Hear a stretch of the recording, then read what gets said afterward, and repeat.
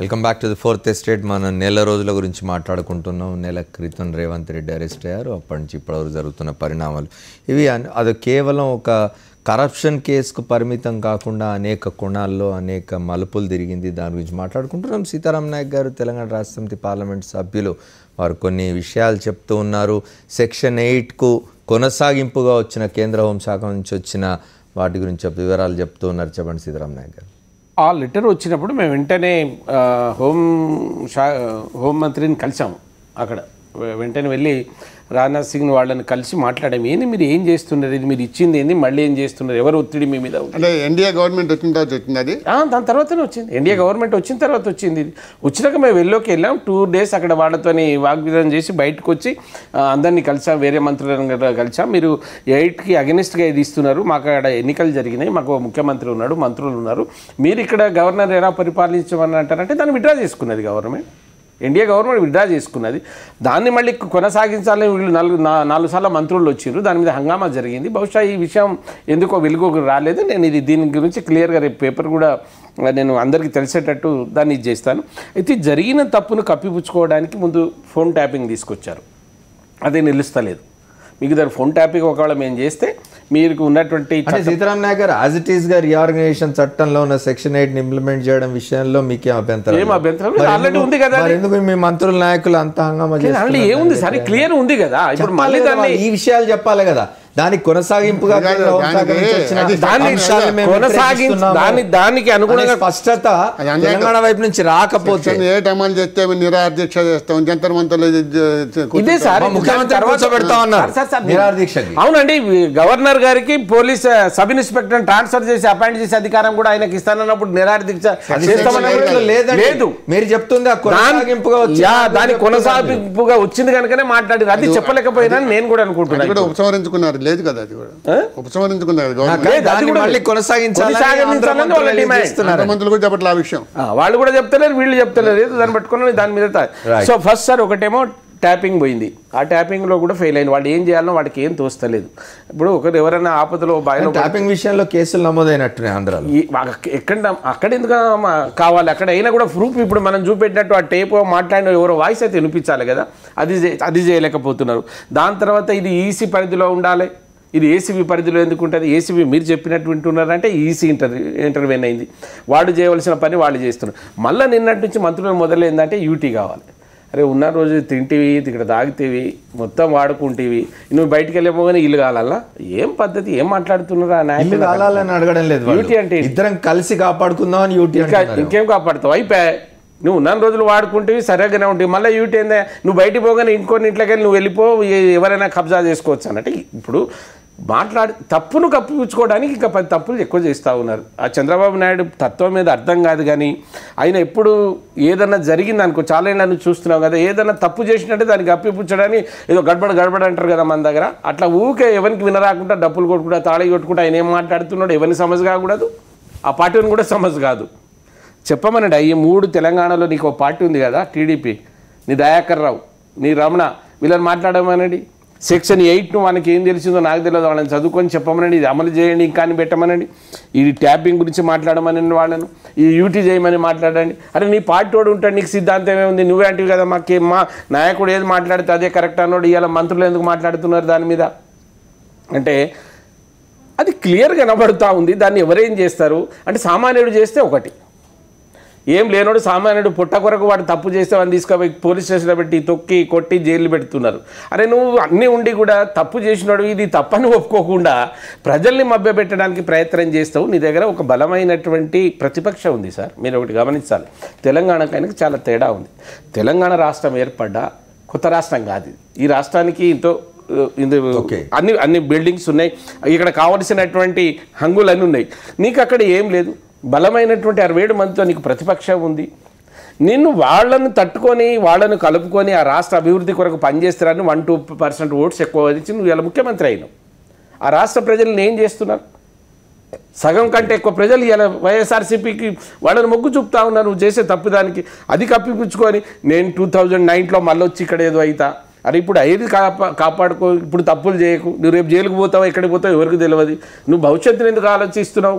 ఆలోచించడం మంచిదే, కానీ ఇది తప్పిదాలు చేసి వేరే రాష్ట్రం మీద కన్ను వేస్తున్నా ఇది మంచిది కాదు. Got your point. ఒకసారి మనం రఘునాథ్ బాబు గారితో మాట్లాడదు. రఘునాథ్ బాబు గారు చెప్పండి, అంటే ఈ నెల రోజుల కాలంలో ఈ మొత్తం ఈ వ్యవహారంని కొంచెం దాని నుంచి దృష్టి మళ్లించడానికి తీసుకున్న ప్రధానమైన ఇది తెలుగుదేశం కానీ ఆంధ్రప్రదేశ్ ప్రభుత్వం అధినేత కానీ సెక్షన్ 8 మీద ఇప్పుడు సీతారాం నాయక్ గారు చెప్తున్న దాని ప్రకారం అటు ఆంధ్ర ప్రాంత నాయకులు కానీ ఇటు తెలంగాణ నాయకులు కానీ ఎవరు స్పష్టత ఇవ్వడం లేదు. మీరు భారతీయ జనతా పార్టీ ఓ పక్క మీ మంత్రి గారు మాణిక్యాలరావు గారు తెలుగుదేశం బీజేపీ మధ్యనే సమన్వయం లేదని చెప్తున్నారు. ఇప్పుడు ఈ సెక్షన్ 8 గురించి వాళ్ళ ఇంత రాద్ధాంతంకి రావడానికి బ్యాక్గ్రౌండ్ వస్తే డెఫినెట్గా ఇది జరగటమే. ఇది వాళ్ళ ఈ రేవంత్ రెడ్డి కేసు. కానీ ఒకటి చెప్పండి సార్, రేవంత్ రెడ్డి వ్యవహారానికి సెక్షన్ 8కి ఏం సంబంధం? చెప్తాను. అంటే అది ఇప్పుడు ఎందుకు వచ్చిందంటే ఈ చంద్రబాబు నాయుడు గారి ఆ ఫోన్ మాటలు ఏదైతే ఉందో అది రికార్డ్ చేశారంటే ఫోన్ టు ఫోన్ రికార్డ్ చేశారా, లేకపోతే టెలిఫోన్ ట్యాపింగ్ చేశారా? ఫస్ట్లో అయితే ట్యాపింగ్ అనే మీరు దాని ట్యాపింగ్ గురించి మాట్లాడు. ఒక చిన్న ఉదాహరణ చెప్తాను నేను. మీ మంత్రి మాణిక్యాలరావు గారి ఛాంబర్లోనే మీ కార్యకర్త ఒకతను ఫోన్ ఇట్లా ఆన్ చేసి రికార్డ్ చేసినాడు, మొత్తం పట్టుకున్నారు అక్కడ. ఎవరైనా ఎవరిదైనా చేయవచ్చు, ఇది ప్రభుత్వాలే చేయాల్సిన అవసరం లేదు. తెలంగాణ ప్రభుత్వం కుట్ర చేసి ఆంధ్రప్రదేశ్ ముఖ్యమంత్రి కానీ ఆయన పార్టీకి సంబంధించిన వాళ్ళు, ఆయన మంత్రివర్గ సభ్యులు, ఆయన ప్రజాప్రతినిధులు వాళ్ళందరి ఫోన్లు ట్యాప్ చేసి తీయాల్సిన అవసరం లేదు కదా. సరే, మొట్టమొదట్లో కనీసం అది టెలిఫోన్నే ట్యాపింగ్ చేశారు ఇది అనేటటువంటి దీనిలో ఉన్నారు. కాబట్టి అంటే ఈ సెక్షన్ 8 డిమాండ్ చేయడానికి బ్యాక్గ్రౌండ్ చెప్తున్నా, అది ఒక కారణం. రెండోది, ఇప్పుడు ఈ రేవంత్ రెడ్డి గారిది ఆపరేషన్ ఉంది, అది ఒక ఎమ్మెల్యేని తీసుకురావటం ఒక ప్రయత్నం. దానికి కంప్లైంట్ ఇవ్వగానే ఏసీబీ చాలా ప్రాంప్ట్గా పక్కాగా ఒక ప్రణాళికగా యాక్ట్ చేసింది. ఒకవేళ ఇటువంటిదే తెలుగుదేశం వాళ్ళు అలాంటి కంప్లైంట్ ఇచ్చారనుకుందాం. ఇది టీఆర్ఎస్ వాళ్ళు ఒక టీడీపీ ఎమ్మెల్యేని తీసుకెళ్ళి దానికి ఏదైనా ఉంటే వాళ్ళకి వివరాలు వస్తే వాళ్ళు ఇస్తే అది తప్పకుండా మరి మొత్తం ఏసీ వాళ్ళ చేతుల్లో ఉంది. కాబట్టి ఇది చేసిన విధంగా అదైతే గ్యారంటీకి చేయరు అని వాళ్ళ నమ్మకం. అంటే సెక్షన్ 8 ఒత్తిడి చేయడానికి గల కారణాలు చెబుతున్నారు. కాబట్టి అదే గవర్నర్ కింద ఉంటే అది ఇద్దరికి సమానంగా ఉంటే ఈయన కేసు ఎలా తీసుకుంటారు? అంటే గవర్నర్ ఇప్పుడు ఇప్పుడు గవర్నర్ గారికి ఏంది ఈ డబ్బులు పెట్టి కొంటా అంటే సెక్షన్ 8 ఏం చేయాలి దాన్ని? సీతారాం నాయక్ అది కాదు. ఇప్పుడు తెలుగుదేశం పార్టీ ఎమ్మెల్యేని టీఆర్ఎస్ కొనడానికి ప్రయత్నం చేస్తే టీఆర్ఎస్ శాసనసభ్యుడు పోయి ఇక తెలుగుదేశం శాసనసభ్యుడు డబ్బులు ఇవ్వబోతుంటే అప్పుడు తెలిస్తే ఆ సమాచారం కనుక ఏసీబీకి తెలంగాణ ఏసీబీకి ఇస్తే తెలంగాణ ఏసీబీ ఈ రకంగా పకడ్బందీగా వాళ్ళ పట్టుకుండేదా? అది గవర్నర్ గారి చేతిలో ఉంటే పట్టుకుంటుంది.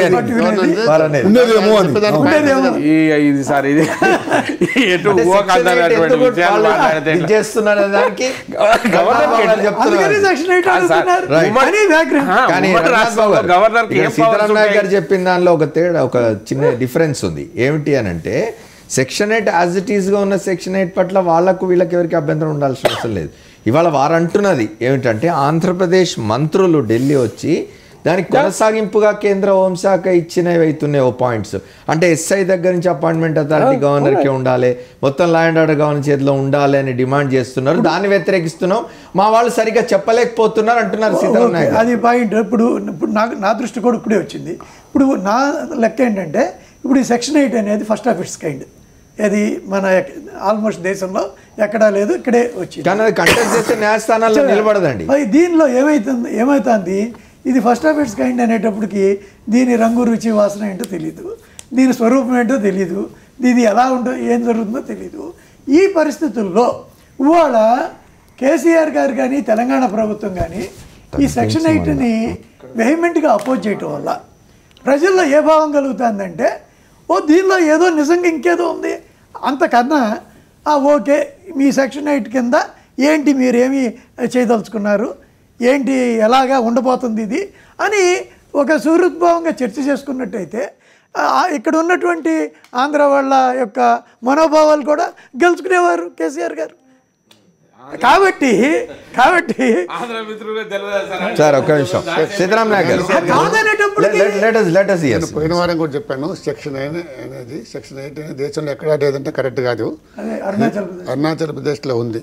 అక్కడ తోట ఉంది. కాబట్టి సెక్షన్ 8 ప్రకారం మీరు ఇందాక చెప్పిన ఎగ్జాంపుల్లో ఏసీబీ కాకుండా తెలుగుదేశం పార్టీ ఎమ్మెల్యేని కొనడానికి టీఆర్ఎస్ ఎమ్మెల్యే ట్రై చేస్తున్నాడని చెప్పి గవర్నర్ కనుక ఫిర్యాదు చేస్తుంటే గవర్నర్ ఏసీబీ చే జయించేవారేమో.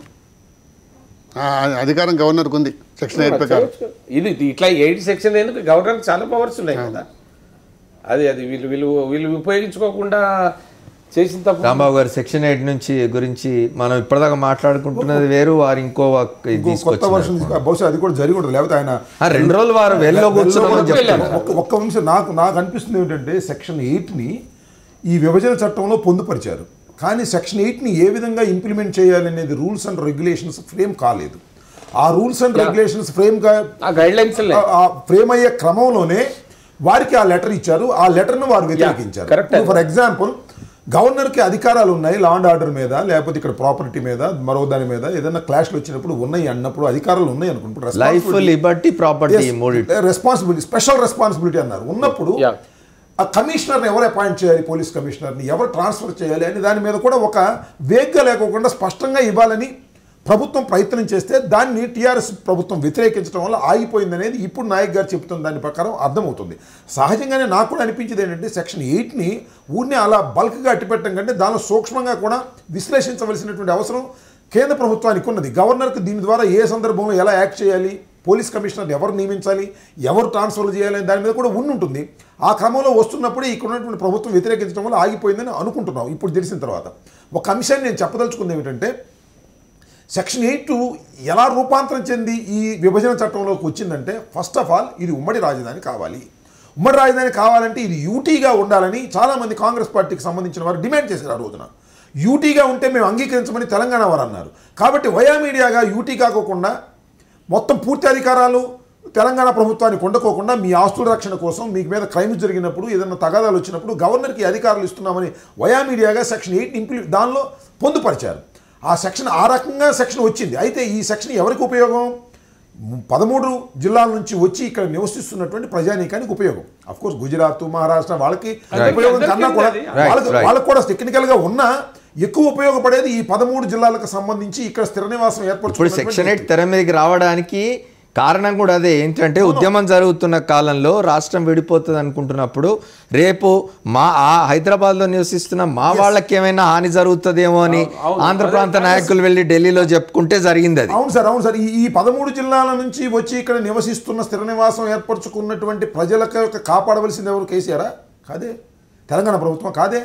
13 జిల్లాల నుంచి రిప్రజెంట్ చేస్తున్నటువంటి ముఖ్యమంత్రి, ఇక్కడ మంత్రివర్గం దీన్ని సెక్షన్ 8ని ఇంప్లిమెంట్ చేసే విధంగా ఒత్తిడి తీసుకురావాల్సినటువంటి అవసరం ఉన్నది.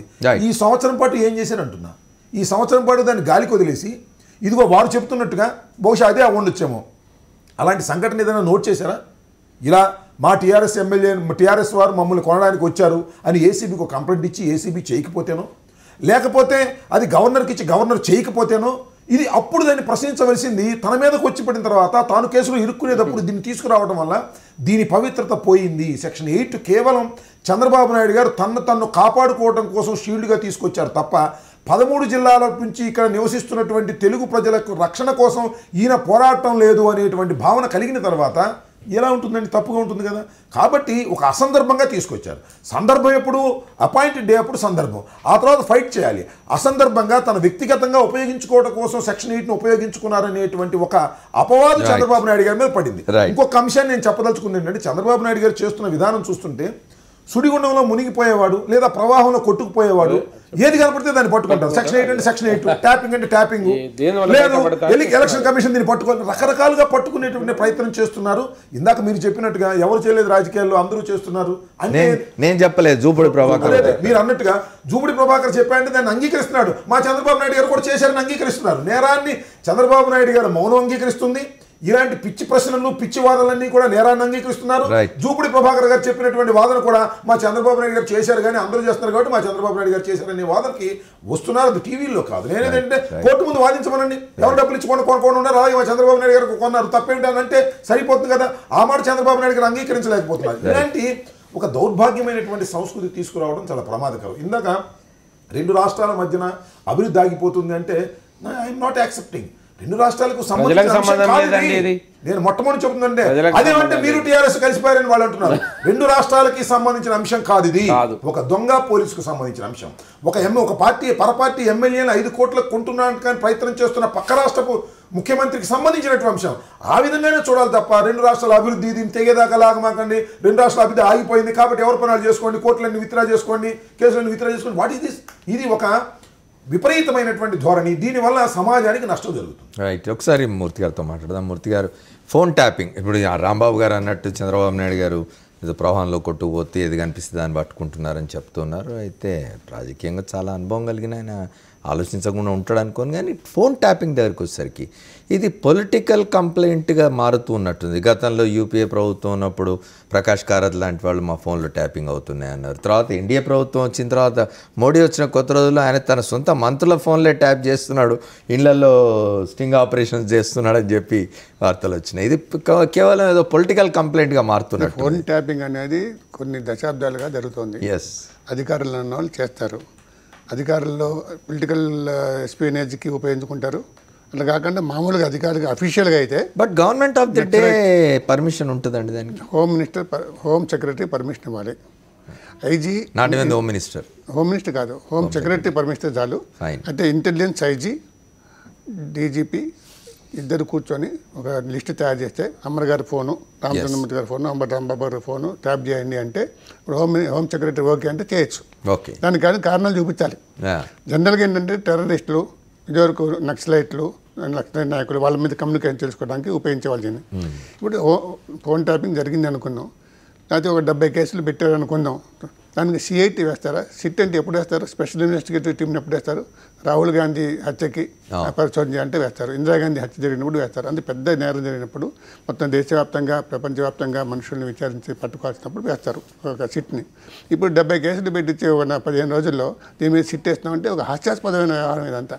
ఒక ముఖ్యమంత్రి, ఒక అంత అనుభవం కలిగిన వ్యక్తి ఇటువంటి హాస్యాస్పదమైన కార్యక్రమాలు చేయటం అనేది నిజంగానే శోచనీయం. అసలు సిట్ ఏమిటి? నాకు ఆ కేసులు పెట్టడం ఏంటి? కేసులు వస్తున్నాయి, నోటీసులు వస్తాయి. నాకు కూడా నోటీస్ వచ్చింది, దానికి పెద్ద రిప్లై ఇచ్చి పంపించేసాం. మన న్యూస్ పేపర్లో ఉన్న వాళ్ళకి నోటీసులు రావడం కొత్త కాదు. పరువు నష్టం దావాలు వస్తూ ఉంటాయి, నోటీసులు పంపిస్తాం. లేక కోర్టు కూడా కేసులు కూడా వస్తున్నాయి, కోర్టులకు హండ్రెడ్స్ ఆఫ్ టైమ్స్. కాబట్టి మనం రియాక్ట్ కాలేదు. దానికి పెద్ద ఏం విశేషం ఏంటి? కోర్టు కేసు ఏమవుతుంది? దాంట్లో సబ్స్టెన్స్ ఉండాలి కదా. సిట్ వేసామంటే ఏంటి? నువ్వు సిట్ వేసావా, నేను నీకు ఏసీబీ ఉంది, నాకు ఏసీబీ ఉంది, నీకు పోలీసు ఉంటే నాకు పోలీసు, నువ్వు కేసు పెడతా నేను కేసు పెడతా, ఇదేనా? దాంట్లో ఉంది ఏముంది? ఇంకోటి, ఇద్దరు ముఖ్యమంత్రులు సమానంగా తప్పు చేసినట్టు, 2 రాష్ట్రాల ప్రజలు సమానంగా తప్పు చేసినట్టు మాట్లాడడం కూడా కరెక్ట్ కాదు. ఇది ఒక కేసు, రేవంత్ రెడ్డి గారు పట్టుబడిన కేసు.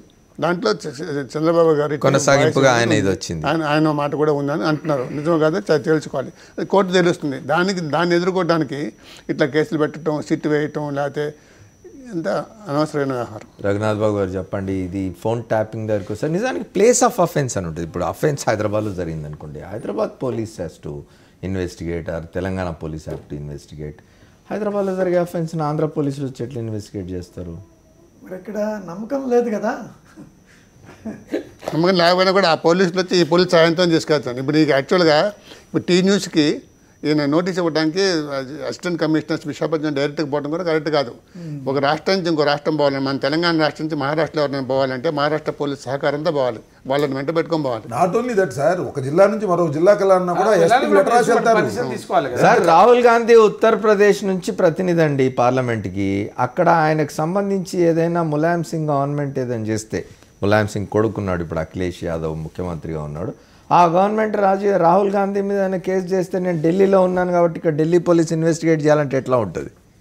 అంటే ఇది ఇట్లా ఈ కామన్ క్యాపిటల్ ఉండటం, ఇది ఒక విచిత్రమైనటువంటి పరిస్థితుల్లో అది ఇందాక ఆ సెక్షన్ 8 లేకపోతే గవర్నరు ఈ పరిధి ఏంటి లేకపోతే అధికారాలు ఇవన్నీ క్లారిటీ లేకపోవడం వల్ల జరుగుతున్నటువంటి. మీరు సార్ని సందిగ్ధలో పడేస్తున్నారు పాపం.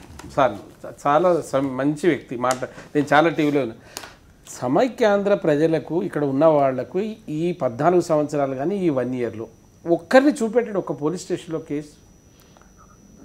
అందుకోసం వాళ్ళు సరిగా మీకు మాకేముంది మేము సుఖంగా ఉన్నాం మంచిగా ఉన్నాం అనే ఇప్పుడు మూర్తి గారు అన్నట్టు ఉవ్వెత్తుగా ఉద్యమం చెలరేగినప్పుడు కూడా రెండు ప్రాంతాల రాజకీయ నాయకులు బాధ్యతారహితంగా ఇష్టం వచ్చిన మాట్లాడినప్పుడు కూడా హైదరాబాద్ ప్రజలు ప్రశాంతంగా ఉన్నారు. రాజకీయ నాయకుల కోసం వీళ్ళు కొట్టుకొని రావడానికి సిద్ధంగా లేరు సార్. నా కాన్స్టిట్యూన్సీలో అమ్మగారు, నా కాన్స్టిట్యూన్సీలో దాదాపు ఇప్పుడు చాలా ఊర్లు ఉన్నాయి. నెల్లూరు పల్లె, ప్రతి గ్రామానికి పక్కన గుంటూరు పల్లె ఉన్నది సార్ తెలంగాణలో. అక్క బావ అనుకుంటున్నారు సార్, ఇదేం సమస్య? గుంటూరు పల్లెలనే అంటారు.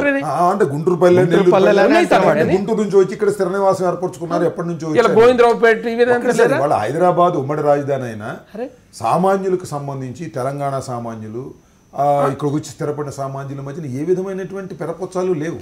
ఏదైనా కాస్త కోస్తూ ఉంటే ఉద్యోగస్తులు వారి దగ్గర కానీ రంగనాథ్ బాబు గారు ఇంతమంది మూర్తి గారు చెప్పినట్టు సిట్ అనేది ఏ రాజీవ్ గాంధీ హత్య అప్పుడో ఇందిరాగాంధీ హత్య అప్పుడో వేసేది, అట్లాంటి దాన్ని ఇక్కడ తీసుకొచ్చి 70 కేసులు పెట్టి సిట్ వేసి ఇదంతా కూడా ఈ జరిగిన ఒక నేరం నుంచి దృష్టి మళ్ళీ సమాజం దృష్టి మళ్ళించేందుకు కదా ప్రయత్నం. ఈ సిట్ అనేది టిట్ ఫర్ టాట్గా వేసినది. ఇప్పుడు అది ఒకవేళ నిజంగా దానికి ఒక బలం లేకపోతే, దానికి ఒక చేసిన దానికి ఉపయోగం లేకపోతే, లేదా అది కోర్టులో నిలవకపోతే అది చేసేది కూడా అది ఆటోమేటిక్గానే పోతుంది అనుకోండి. అది నిలబడాలి కదా రేపు వేసింది. కాబట్టి దాని యొక్క మంచి చెడు అవన్నీ తెలుగుదేశం ప్రభుత్వం ఆలోచించుకుని చేసి రైట్. ఇప్పుడు ఒకటండి, ఇప్పుడు ఇందాక పెద్దలు ఎంత మీరు చెప్పినా ఇంకోటి చెప్పినా చంద్రబాబు నాయుడు గారు చాలా అనుభవజ్ఞుడు, ఆరితేరిన మనిషి. మంత్రిగా చేశారు, రాష్ట్ర ముఖ్యమంత్రిగా కొన్నాళ్ళు పనిచేశారు, కేంద్ర రాజకీయాల్లో కూడా చాలా కీలకమైనటువంటి భూమికను పోషించినటువంటి వ్యక్తి. ఆయన ఎందుకు ఈ విధంగా చేస్తున్నాడు అంటే తప్పు చేసినప్పుడు ఎస్టిమేషన్ తెలియదు. మీరు గమనించినట్టయితే మంగళగిరి మీటింగ్లో నాకు బాగా గుర్తు, నేను చూశాను. మంగళగిరి మీటింగ్లో నా ఫోనే ట్యాప్ చేస్తారా, ఒక రాష్ట్ర ముఖ్యమంత్రి ఫోన్ ట్యాప్ చేస్తే ఇంకా ఏమైపోవాలి రాష్ట్రం అన్నటువంటి చంద్రబాబు నాయుడు గారు, చేతి ఏమైపోవాలి అన్న చంద్రబాబు నాయుడు గారు ఢిల్లీ వెళ్ళి మళ్ళీ ఇంగ్లీష్ టీవీస్లో ఇచ్చినప్పుడు నా ఫోన్ ట్యాప్ చేయలేదు, నా పక్కనున్న వాళ్ళ ఫోన్ ట్యాప్ చేశారు, ఆయన అంగీకరించాడు. డిఫరెంట్ వర్షన్స్ ఆయన నోటెంబటి వచ్చి అంత అనుభవజ్ఞుడైనటువంటి వ్యక్తి మీద వచ్చాయి. కారణం ఏంటంటే ఆయన ఎక్కడో తప్పు చేశాను అనే భావన ఆయన ఆవరించి ఉండబట్టే ఇప్పుడు సిట్ వేస్తే ఇందిరాగాంధీ మరణం తర్వాత, లేకపోతే రాజీవ్ గాంధీ మరణం తర్వాత, అంత నేరం తర్వాత వేసినటువంటి సిట్ అంత నేరం ఇదని చెప్పాలనే ప్రయత్నం చేస్తున్నారు. ఏది ఫోన్ ట్యాపింగ్ కూడా అంత నేరం. నిజమే, ఫోన్ ట్యాపింగ్ అనేది చాలా పెద్ద నేరం. జరిగితే నేరం, జరగకపోతే కూడా నేరమా? మర్డర్ చాలా నేరం, కానీ మర్డర్ జరగకపోయినా కూడా మర్డర్ కేసులో అంబటరాంబాబుని పెట్టేసి ఇరికించేసి శవం లేకపోయినా, కత్తి లేకపోయినా, డెడ్ బాడీ లేకపోయినా ఎట్లా విచారణ చేస్తారు? నువ్వు సిట్ వేశారు, ఏమి సాధించారంటున్నా. ఏదన్నా ట్యాపింగ్ చేసినటువంటి ప్రాథమిక సమాచారాన్ని ఇంతవరకు కోర్టుకు కానీ ప్రజలకు కానీ ఇవ్వగలిగారా? ఇంతవరకు ఇవ్వాల. కానీ వేరేస్ చంద్రబాబు నాయుడు గారి మీద వచ్చినటువంటి కేసులో ప్రాథమిక సమాచారాన్ని, ప్రాథమిక ఎవిడెన్స్ని ప్రైమా ఫేసీ కేసు ఎస్టాబ్లిష్ చేయడానికి కావాల్సినటువంటి ఆధారాలు కనిపిస్తున్నాయి. కోర్టులో 14 టేపులు ఇచ్చారు. ఒక టేప్ ఏమో టీవీలో సాక్షాత్తు చంద్రబాబు నాయుడు గారు టోనే వినిపించింది, అది నాది కాదని ఆయన ఇంతవరకు చెప్పలేకపోయాడు. ఒక పక్కన కేసులో ఆయన మీద వచ్చినటువంటి ఆరోపణలకు ఆధారాలు కనిపిస్తున్నాయి, ఇద్దరిని చేస్తున్నటువంటి ఆరోపణలకు ఆధారాలు శూన్యంగా ఉన్నాయి. ఏదో గేమ్ ఆడుతూ ఉన్నారు. ఇది చాలా దురదృష్టకరమైనటువంటి పరిణామం. ఓకే, సీతారాం నాయక్ గారు ఈరోజు స్టీఫెన్సన్కు చుక్కెదురైనట్టుంది కోర్టు ఆయన నాట్ బిఫోర్ యూ అన్నదాన్ని కోర్టు నిరాకరించింది. హైకోర్టు చీఫ్ జస్టిస్ డిసైడ్ చేస్తారు ఏ జడ్జి విచారణ జరపాలనేది. అది కోర్టు పరిధి కదా, దాన్ని వాళ్ళు ఏ విధంగా తీసుకుంటారో మనం డైరెక్షన్ చేయలేము. దాన్ని వారి తరఫున ఎవరైతే అడ్వకేట్ ఉన్నారో ఆయన దాన్ని పర్సూ చేసి నాట్ బిఫోర్ మీ వచ్చినాయి కదా. నాట్ బిఫోర్ మీ అని జడ్జి అనొచ్చు కానీ నాట్ బిఫోర్ యూ అని నాట్ ఫర్ మీ అని ఈయన అనకూడదు. ఓకే, ఒక ఫిర్యాదు చెప్పకూడదు. నువ్వు నా కేసు విచారించడానికి వీల్లేదని జడ్జిని అనకూడదు. He was wrongly advised. Stephenson did wrong. He should not have done it. your homework was not done properly అనేది. You were not properly advised. It is a very very sensitive matter. Sensitive matter. దాని మీద ఏం comment చేసినా మనకు sensitive మ్యాటర్గా ఉంటుంది. ఎందుకు కోర్టుల వ్యవహారంకి వచ్చినప్పుడు. ఇంకోటి ఏంటి, Stephenson is the de facto complainant. అక్కడ it is a case between state and other accused. State means ACB. అక్కడ ఈయన మధ్యలో డిఫాక్టో కంప్లైంట్ వచ్చి ఫైల్ చేశాడు దాన్ని. అది సమంజసం కాదనేది చాలా ఇంప్లీడ్ కాబట్టి అది సమంజసం కాదని చాలా అభిప్రాయం ఉంది. బట్ ఏదైనా ఒక ఆర్డర్ డెలివరీ అయింది. ఈ ఆర్డర్ తర్వాత ఇంకా చాలా కథలు నడుస్తాయి. దీనిలో గమనించవలసిందంటే A4 మత్తయ్యని స్టే చేస్తూ అరెస్ట్ని స్టే చేస్తూ ఇప్పుడు ఆర్డర్ ఉన్నది. కాబట్టి ఇప్పుడు ఏసీబీ కానీ మరొకరు కానీ మత్తయ్యని అరెస్ట్ చేయడానికి వీల్లేదు. అట్ ది సేమ్ టైం రెండో అంశం ఏంటంటే ఈ సండ్ర ఆయన నోటీసు కూడా స్పందించినటువంటి దాన్ని కూడా ఆయన అరెస్ట్ న్యాప్ చేయడం కారణం ఏంటో తెలుసా? అక్కడ ఫస్ట్ క్రిమినల్ కేసులో ఎవరైనా ఒకసారి ఫస్ట్ ఎఫిడవిట్ వేసిన తర్వాత అంటే ఇంకో ఎఫిడవిట్ వేస్తే అనకూడదు. ఈయన అన్నాడు మన రామకృష్ణారెడ్డి గారు అనబట్టి అదే ఇంకో ఎఫిడవిట్ వేస్తాను కదా అప్పటిదాకా కేసు మీద తేలే వరకు. But anyhow courts May decide that. ఇంకా మనకి న్యాయస్థానం మీద పూర్తి విశ్వాసం ఉంది కాబట్టి we will see it is a very sensitive matter. Okay, నేను మూర్తి గారు చివరిగా చెప్పండి, మనకు సమయం అయిపోయింది. 1 month అవుతున్నది మొత్తం ఎపిసోడ్ స్టార్ట్ అయ్యిందంతా. దీనిలో పొలిటికల్గా చంద్రబాబు నాయుడు గారు కొంత డిఫెన్స్లో పడ్డట్టుగా ఉన్నారు. వాళ్ళు రాష్ట్రపతి దగ్గర కూడా రాకపోవడం, తర్వాత వారు ఇంతకుముందు రాంబాబు గారు మిగతా పెద్దలు చెప్పినట్టు ఏది దొరికితే దాన్ని పట్టుకొని ప్రయత్నం చేస్తూ ఉన్నారు. ఈ 1 month ఈ వీటి మీద ఎట్లా మీరు చాలా అంటే ఇప్పుడు ఆయన చేరుకున్నాడు అనుకోండి, కోలుకున్నారు కొద్దిగా, కానీ ఇమీడియట్గా రియాక్షన్ అంటే మంగళగిరి సభలో మాట్లాడడం కానీ, దాంతో ఢిల్లీ పోయిన తర్వాత ఢిల్లీలో రాజ్యసభ సభ్యులతో మాట్లాడిన పద్ధతి కానీ, నన్ను అరెస్ట్ చేస్తారని ఆయనే అన్నారు ఫస్ట్. మొదటి అరెస్ట్ అని అంతకుముందు ఎవరు అనలేదు, ఏ జర్నలిస్ట్ అని లేదు, ఏ రాజకీయ నాయకుడు అని లేదు, ఆయనే అన్నాడు నన్ను అరెస్ట్ చేస్తే ఆ ప్రభుత్వం ఒకరోజు కూడా ఉండదు అంటే ఇటువంటి అంటే అంత ఆవేశపడి అంత వర్క్ పై మాట్లాడిన పద్ధతి. దాని తర్వాత ఈవినింగ్ ఆ రోజు ఢిల్లీ విజిట్ వచ్చే డిజాస్టర్. ఆయనకి పొలిటికల్ కెరీర్లో ఢిల్లీ విజిట్లో ఆయన వ్యవహరించిన తీరు, ఆయన మాట్లాడిన పద్ధతి మాత్రం డిజాస్టర్స్. అది ఆయన ఈవినింగ్ తెలుగు మీడియాతో మాట్లాడిన పద్ధతి, ఆయన కసురుకున్న పద్ధతి, అసహనంగా మాట్లాడిన పద్ధతి అంతా చూస్తే ఈ వాజ్ రియల్లీ ఈ లాస్ట్ ఈజ్ బ్యాలెన్స్, ఈ లాస్ట్ ఈజ్ కూల్ అనిపిస్తుంది మనకి. థ్యాంక్ యూ మూర్తి గారు, థ్యాంక్ యూ సీతారాం నాయక్ గారు, రఘునాథ్ బాబు గారు, అట్లాగే అంబటి రాంబాబు గారికి కూడా కృతజ్ఞతలు. రేపు ఓటుకు కోర్టులో కేసులో రేవంత్ రెడ్డి బెయిల్ పిటిషన్ రేపు హైకోర్టు ముందు రాబోతున్నది. రేపు బెయిల్ వస్తుందా లేదా చూడాలి. అట్లాగే మూర్తి గారు చెప్పినట్టు చంద్రబాబు నాయుడు గారి Delhi visit was a big disaster. తర్వాత ఈ నెల రోజుల కాలంలో చాలా డిఫెన్స్లో పడుతూ వచ్చినట్టున్నారు. ఇవాళ రాష్ట్రపతి ప్రణబ్ ముఖర్జీ హైదరాబాద్లో బస చేయడానికి వచ్చినారు 10 రోజులు 12 రోజులు. ఇవాళ ఆయనను రిసీవ్ చేసుకునే దగ్గర కూడా ఆంధ్రప్రదేశ్ ముఖ్యమంత్రి కనిపించలేదు. ఇవాళ 4th estate ఇది, రేపటి 4th estate మళ్ళీ కలుద్దాం. State Yoon to Sakshi. This is Amar signing off.